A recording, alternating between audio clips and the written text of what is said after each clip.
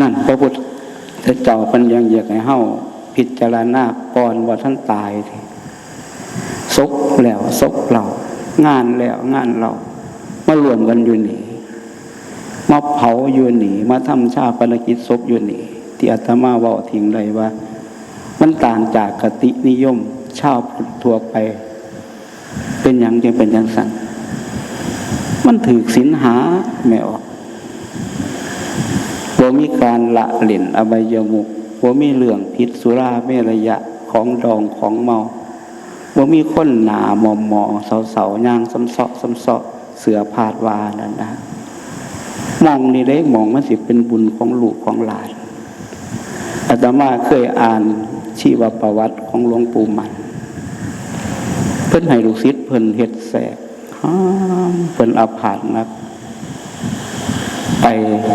มรณภาพดับขันอยู่ในเมืองสกลนครตกลงกันบ่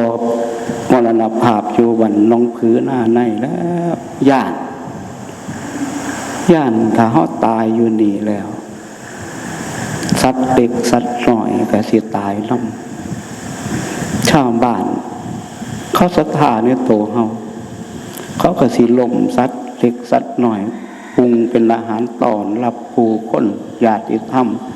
ลั่งไหลมาจากทั่วประเทศมางานศพเฮาเขาเฮ็ดด้วยความหักความเคารพบูชาเฮานั่นเด้แต่ว่ามันสิเป็นบาปปาณาติบาตไปเอาเฮาเข้าไปอยู่พุ่นให้เจ้าให้นายข้าราชการเขาเบิ่งงานชาปนกิจศพถวายพระเพลิงเฮาเพิ่นจังได้ขวัญลุ่งจังได้ตกลงศิษย์ผู้ใกล้ชิดห้ามหลายมื้อเด้ก่อนสิเข้ามาฮอดนะมีคือกันเฮ็ดอีหยังก็สร้างพระสิมาเทศน์บ่มาเทศน์ก็สร้างถ้าเฮ็ดถึกศีลหาดีโลดไม่ออก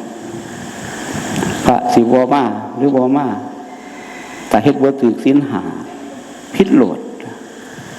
กฎหมายของชาวพุทธมันละเอียดละออเด้ไม่ออก